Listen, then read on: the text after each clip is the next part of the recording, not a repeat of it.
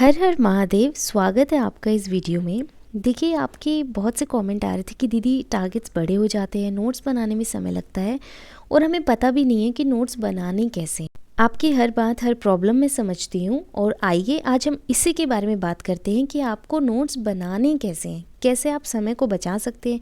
क्योंकि देखो, टाइम बहुत लग जाता है। मुझे पता है किसी दिन मैथ्स में 2 क्लास हो जाती है तो आपके लिए हेक्टिक हो जाता है। मैथ्स में हमें पता नहीं है, बहुत ज़्यादा क्वेश्चन है, क्या लिखे। रीजनिंग का तो आइडिया ही नहीं है, थ्योरी लिखनी क्या लिखनी है। सिमिलरली इंग्लिश में है और जीके बहुत ही लेंथी है, हम क्या करें। वीडियो बहुत लंबी हो जाएगी, इसलिए आज हम सिर्फ मैथ्स की बात करेंगे। क्योंकि मैथ्स मैं समझ रही हूँ कि इस वक्त आपको सख्त ज़रूरत है मैथ के बारे में जानने की। तो देखिए, सबसे पहले आप ये डिसाइड करिए कि आप आते कौन सी कैटेगरी में। कैटेगरी 1 और कैटेगरी बी, यानी कि ए और बी। कैटेगरी ए में वो बच्चे हैं जो ओके हैं मैथ में, गुड हैं, वेरी गुड हैं या रिपीटर्स हैं।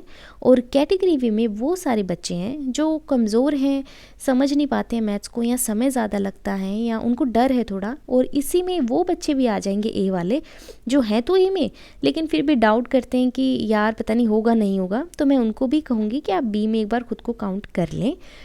अगर देखो, सबसे पहले अगर आप इतने ही कमज़ोर हैं तो मैं आपको हाईली रिकमेंड करूँगी कि प्लीज़ आप किसी बैच में इनरोल करवा लीजिए। क्योंकि देखिए, समय ना बहुत कम है। अगर आप अभी पढ़ने लगेंगे तो ही चीज़ें हो पाएंगी। और अटेम्प्ट मायने नहीं रखता है। आप 5वें अटैम्प्ट में बनेंगे तो भी वही ड्रीम जॉब आपको मिल जाएगी, लेकिन समय लगता है। एक एक साल पर बात चली जाती है और एक एक साल बाद पेपर होता है। आप समझ रहे हैं इस दौरान कितनी एंग्जाइटी, कितनी टेंशन रहती है, कितने लोगों को जवाब देना पड़ता है। घर वाले भी बार बार क्वेश्चन करने लग जाते हैं। तो ये सारी प्रॉब्लम आपकी है ना। मैं चाह रही हूँ प्लीज़ आप किसी बैच में इनरोल करवाइए, उन टीचर से पढ़िए, या तो आप BOD लेक्चर ले लीजिए, ऑलरेडी रिकॉर्डेड है। और अगर ऑलरेडी रिकॉर्डेड नहीं है तो आप लाइव बैच में इनरोल करवा लीजिए। अभी तो बहुत से टीचर ने अपने लाइव बैच निकाल दिए हैं, तो आपके जो भी फेवरेट टीचर हैं, आपको अच्छे लगते हैं, आप उनमें से इनरोल करवा लेना। मैथ्स में आप ही की प्रैक्टिस मायने रखती है और किसी के मायने नहीं रखती है ना। मैथ्स के टारगेट को आप फॉलो मत करिए, आप अपने हिसाब से, टीचर के हिसाब से पढ़िए। देखिए, आपका सक्सेसफुल होना ज़रूरी है, ये टारगेट स्टडी का सक्सेसफुल होना ज़रूरी नहीं है। मेरे लिए ये मायने रखता है कि आपका पेपर क्लियर हो जाए और आपको आपकी ड्रीम जॉब मिल जाए। मैं आपका नुकसान नहीं देख सकती हूँ। तो आप किसी बैच में इनरोल करवाइए और सर के हिसाब से पढ़िए। लेकिन आपका क्वेश्चन रहेगा, दीदी पर आप बताओ ना हमें नोट्स कैसे बनाने हैं। बिल्कुल मैं आपको बताऊंगी। 5 महीने देखो, आपका बैच ख़त्म हो जाएगा। उसके बाद में आप प्रैक्टिस के टाइम जो है टारगेट स्टडी को ज्वाइन कर लेना, फिर मिलके हम प्रैक्टिस कर लेंगे। बाकी सब्जेक्ट्स के बारे में मैं आपको बाद में बताऊंगी। तो देखिए, अगर आप रिकॉर्डेड लेक्चर लेते हैं, लाइव लेक्चर लेते हैं, तो आजकल सभी टीचर पढ़ाते हुए आपको PDFs और क्लास नोट प्रोवाइड कराते हैं, जिसमें वो सॉल्व किए हुए क्वेश्चन का स्क्रीनशॉट ले लेते हैं, कंपाइल करते हैं और अपने टेलीग्राम चैनल पे डाल देते हैं। जैसे कि रेमो सर का मैं बताऊं तो यूट्यूब पे मैंने वीडियो क्लास देखी थी, तो सर ने अपने चैनल पे ही क्या किया था ना, स्क्रीनशॉट ले लेकर एक PDF प्रोवाइड करवा दी थी। तो उस केस में क्या हो जाता है, आपको सारे क्वेश्चन नोट डाउन करने की ज़रूरत नहीं है। जब टीचर थ्योरी पढ़ाता है तो आप फॉर्मूलाज, कंसेप्ट या फिर PDF में इंपॉर्टेंट क्वेश्चन होते हैं, सिर्फ उनको नोट डाउन करें। या आपको लगता है बहुत ही ट्रिकी है तो उसमें एक नोटबुक बना लें, उसमें कर लें। या फिर आप अपने टीचर के हिसाब से चलें जिसका भी आपने बैच ले रखा है। इसके अलावा क्या करिए, बुक सोल्ड पेपर रहते हैं ना, 2018 के बाद वाले लें, जिसमें CGL, CHSL, CPO, MTS, tradesman, इन सभी के पेपर सोल्ड हों। मैथ्स की बुक हो, जैसे कि किरण की आती है, पिनैकल की आती है, KD की, राकेश यादव सर की बुक आती है। या आप अगर और कोई बुक जानते हैं एरर फ्री, आप उसको ले लीजिए। उसमें इंपॉर्टेंट ट्रिकी क्वेश्चंस को मार्क कर लेना, क्योंकि सारे क्वेश्चन तो नोट डाउन है ही और पीछे सॉल्यूशन भी दे रखा है। तो बार बार नोट डाउन करके तो फ़ायदा नहीं होगा ना। अब आप पूछोगे दीदी हमें कैसे पता ट्रिकी क्वेश्चन कौन से हैं। तो देखिए, जब आप क्लास में चैप्टर कंप्लीट कर लेना, जिस भी टीचर से आप पढ़ रहे हैं, रिकॉर्डेड बैच है तो फ़ायदा रहेगा, अपने हिसाब से कर पाओगे।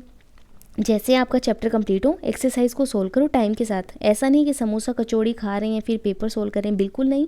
टाइम लगाइए, टाइम के साथ क्वेश्चंस को सोल्व करिए, चाहे शिफ्ट लगा लीजिए, फिर अपने आंसर्स को मैच करिए। अब देखिए, गलत क्या है, गलत है तो क्यों गलत है, और अगर नहीं हुआ तो क्यों नहीं हुआ, उस पर गोला बना लीजिए अपनी नोटबुक में। गलत वाले का भी गोला बना लेना, बुक के अंदर ही बनाना। और अब क्या करना है ना, आपको एक तिलस्मी नोटबुक बनानी है अपनी। जैसे मेरी तिलस्मी नोटबुक मैं आपको बहुत बार दिखा चुकी हूँ, मैथ्स की स्ट्रेटजी में भी दिखा चुकी हूँ। तो ऐसे ही आप अपनी एक तिलस्मी नोटबुक बना लेना।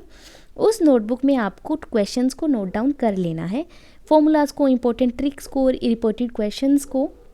मान लीजिए कि एक चैप्टर में 100 क्वेश्चन है और आपसे 20 नहीं बने, तो कितने रिकॉर्ड करने हैं आपको, कितने नोट डाउन करने हैं? 20 क्वेश्चन ही।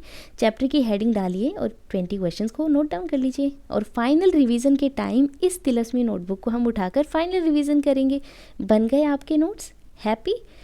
अब देखिए करना क्या है आपको, बाकी सब्जेक्ट्स के लिए ना मैं सेपरेट वीडियो बना दूंगी। अब हम बात करते हैं कैटेगरी ए वाले बच्चों की, यानी कि वो बच्चे जो मैथ्स में ओके हैं, गुड हैं, वेरी गुड है, रिपीटर्स हैं। तो उनको तो मैं कहूँगी कि आप टारगेट स्टडी को 100% फॉलो कीजिए, बिल्कुल आपको नहीं छोड़ना है। क्योंकि देखिए मैं बहुत मेहनत से आपके लिए टारगेट सेट करती हूँ, एक एक क्विज़ देखती हूँ, चैप्टर देखती हूँ, क्वेश्चंस देखती हूँ, वीडियो ढूंढती हूँ आप ही के फ़ायदे के लिए। तो इसमें आपका पूरा सिलेबस रिवाइज हो जाएगा, सारी चीज़ों को नोट डाउन नहीं करना है। सिर्फ वीडियो लेक्चर में हम क्या करते हैं ना, वो प्रीवियस ईयर क्वेश्चंस देखते हैं या फिर कुछ ट्रिकी पार्ट होता है ना, फॉर्मूला कंसेप्ट होता है, सिर्फ उसको नोट डाउन करना। और जब हम प्रैक्टिस क्विज़ करते हैं और आपसे क्वेश्चन नहीं बनते हैं ना, उसको वो तिलस्मी नोटबुक में आप नोट डाउन करेंगे। क्योंकि आप तो ऑलरेडी रिपीटर हो, देखो तो मैं मानकर चल रही हूँ, और पढ़ाई में अच्छे हो तो आपको इस चीज़ की आवश्यकता नहीं है। प्लस आपके पास भी वो बुक तो रहेगी, सॉल्व पेपर वाली बुक तो आपको भी लेनी है, तो उसमें आपका सारा काम हो जाएगा। और प्रीवियस ईयर क्वेश्चन में तो आप अगर इंपॉर्टेंट कॉन्सेप्ट है तो नोट डाउन कर लेना, वरना नोट डाउन मत करना। क्योंकि जब हम पेपर दिया करेंगे ना, उस टाइम आप तिलस्मी नोटबुक में ये सारी चीज़ें नोट डाउन करना, फाइनल रिविज़न के टाइम वो हमें काम आएगी। फिर आपको समझ आ गई सारी की सारी चीज़ें। अब देखिए ये मेरी नोटबुक है, तिलस्मी नोटबुक। तो जैसे जैसे मैं ना पेपर देती थी, सोल्व करती थी या क्वेश्चंस बनाने बैठती थी, तो उसमें जो इंपॉर्टेंट चीज़ आती थी जिस चैप्टर के हिसाब से, क्योंकि मिक्स क्वेश्चन रहते हैं, तो मैं नोट डाउन कर लेती थी, डायग्राम बना लेती थी। इंपॉर्टेंट ट्रिक्स आती थी उनको अलग पेन से लिख लेती। देखिए जैसे फॉर्मूलेज लिखे हुए हैं मैंने, अब एक फॉर्मूला तो आप पहचान गए होंगे, ये वो वाला फॉर्मूला है जिसमें हम लिक्विड को बाहर निकालते हैं और फिर वो उस प्रोसेस को रिपीट करते हैं। तो आप देख सकते हैं वैरायटी है सारी चीज़ें। और इसी नोटबुक से मैंने रिवाइज़ किया। जो नोट्स हम बनाते हैं उनसे तो हम रिवाइज़ करते ही नहीं, क्योंकि इतनी बड़ी बुक नोटबुक दिखती है यार, दिमाग वैसे ही ख़राब हो जाता है। तो एक ही नोटबुक से संक्षिप्त नोट जो हम बनाते हैं ना, उन्हीं से हम पढ़ते हैं। आई होप इस वीडियो ने आपको हेल्प किया होगा। और अगर फिर भी आपका कोई डाउट रह जाता है तो आप मुझे कमेंट्स में बता देना, मैं आपकी हेल्प करूँगी, रिजॉल्व करने की कोशिश करूँगी आपकी सारे ही डाउट्स को। इसके बाद देखिए आप अपने नोट्स आराम से बनाइए, पढ़ते रहिए और अपने मन को खुश रखिए, अपना ध्यान रखिए। महादेव आपको ज़रूर सफल करेंगे। हर हर महादेव।